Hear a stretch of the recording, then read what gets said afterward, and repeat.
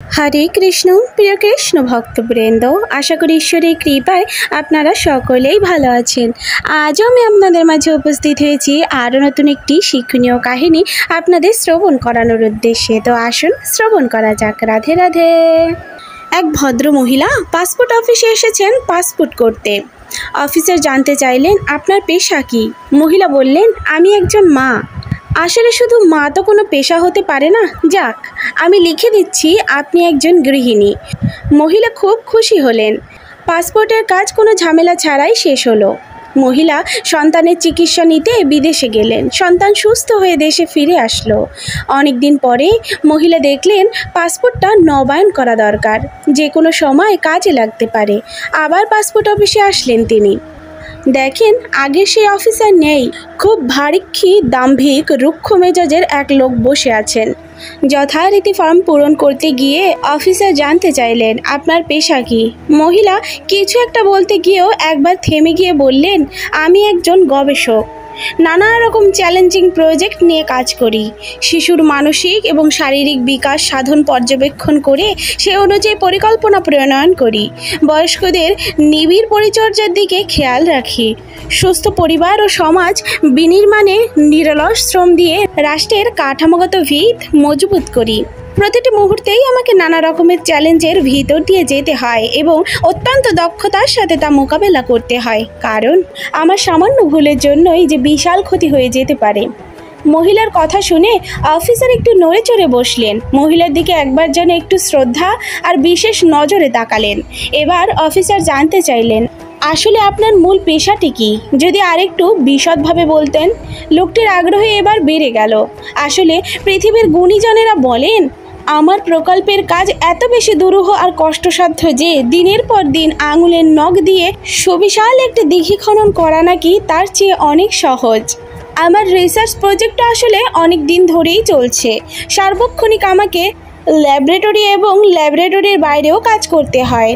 আহার নিদ্রা করারও আমার ঠিক সময় নেই। সব সময় আমাকে কাজের প্রতি সজাগ থাকতে হয়। দুজন ঊর্ধ্বতন কর্তৃপক্ষের অধীনে মূলত আমার প্রকল্পের কাজ নিরবিচ্ছিন্নভাবে চলছে। মহিলা মনে মনে বলেন, দুজনের কাউকেই অবশ্য সরাসরি দেখা যায় না।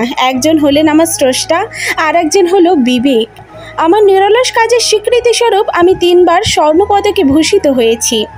মহিলার 3 জন কন্যা সন্তান ছিল, আর আমি সমাজবিজ্ঞানী, স্বাস্থ্যবিজ্ঞানী আর পারিবারিক বিজ্ঞান এই 3টি ক্ষেত্রেই একসাথে কাজ করছি, যা পৃথিবীর সবচেয়ে জটিলতম প্রকল্পের বিষয় বলা যায়। প্রকল্পের চ্যালেঞ্জ হিসেবে একটি অটিস্টিক শিশুর পরিচর্যা করে মানুষ হিসেবে গড়ে তুলছি প্রতিটি মুহূর্তের জন্য। ঊষর মরুর ধূসর বুকে ছোট্ট যদি শহর গড়, একটি শিশু মানুষ করা তার চাইতেও অনেক বড়। অফিসার মন্ত্রমুগ্ধ হয়ে মহিলার কথা শুনলেন। এ যেন এক বিস্ময়কর মহিলা। প্রথমে দেখে তো একেবারেই পাত্তাই দিতে মনে হয়নি। মহিলা আবার বলল, প্রতিদিন আমাকে 14 থেকে 16 ঘন্টা, আবার কোনো দিন আমাকে 24 ঘন্টাই আমার ল্যাবে কাজ করতে হয়। কাজে এত বেশি ব্যস্ত থাকতে হয় যে কবে যে শেষবার ভালো করে ঘুমিয়েছিলাম কোনো রাতে তাও আমার মনে নেই। আবার অনেক সময় নিজের আহারের কথাও ভুলে যাই। আবার অনেক সময় মনে থাকলেও সবার মুখে অন্ন তুলে না দিয়ে খাওয়ার ফুরসত হয় না, অথবা সবাইকে না খাইয়ে নিজে খেলে পরিতৃপ্তি পাই না। পৃথিবীর সব পেশাতেই কাজের পরে ছুটি বলে যে কথাটি আছে, আমার পেশাতে সেটা একেবারেই নেই। 24 ঘন্টাই আমার অন কল ডিউটি। এরপর আমার আরও 2টি প্রকল্প আছে। একটা হলো বয়স্ক শিশুদের ক্লিনিক, যা আমাকে নিবিড়ভাবে পরিচর্যা করতে হয়। সেখানে প্রতি মুহূর্তে শ্রম দিতে হয়। আমার নিরলস কাজের আর গবেষণার কোনো শেষ নেই। আপনার হয়তো বা জানতে ইচ্ছে করছে, এই চ্যালেঞ্জিং প্রকল্প পরিচালনায় আমার বেতন কেমন হতে পারে। আমার বেতন ভাতা হলো পরিবারের সবার মুখে হাসি আর পারিবারিক প্রশান্তি। এর চেয়ে বড় অর্জন আর প্রাপ্তি যে কিছুই নেই। এবার আমি বলি, আমার পেশা কি? আমি একজন মা। এই পৃথিবীতে অতি সাধারণ এক মা।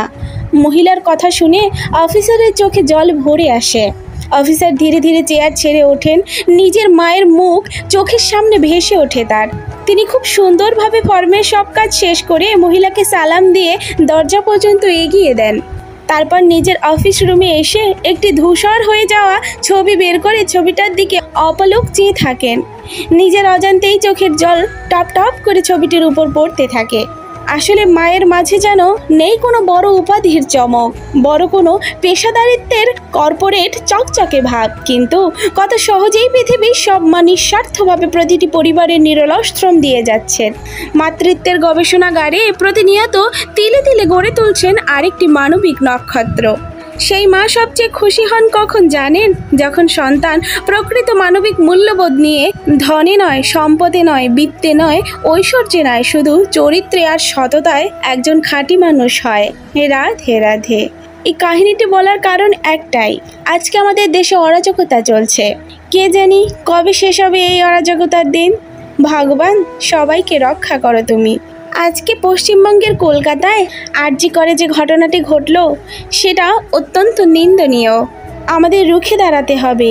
যে স্বাধীনতা আগে অর্জন করেছিল মানুষ, সেই স্বাধীনতায় নারীদের কোনো অধিকার ছিল না, নারীদের কোনো নিরাপত্তাও ছিল না। অহরহ ঘটে চলেছে এরকম কাহিনী, অহরহ মায়ের বুক খালি হচ্ছে এই দুষ্কৃতিকারী কিছু কুলাঙ্গার পুরুষের জন্য।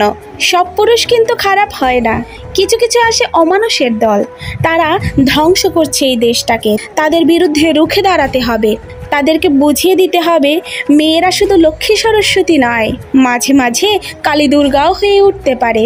রাধে রাধে। গোপলীলা কাহিনী এই চ্যানেলটির উদ্দেশ্য হলো আপনাদের হৃদয় কৃষ্ণ প্রেম ও ভক্তি জাগ্রত করা। আমাদের যে কোনো রকম ভুল ত্রুটি ক্ষমা সুন্দর দৃষ্টিতে দেখবেন এবং এরকম আরও নিত্য নতুন কাহিনী শ্রবণ করার উদ্দেশ্যে আমাদের চ্যানেলটিকে সাবস্ক্রাইব করে আমাদের পাশে থাকবেন। রাধে রাধে।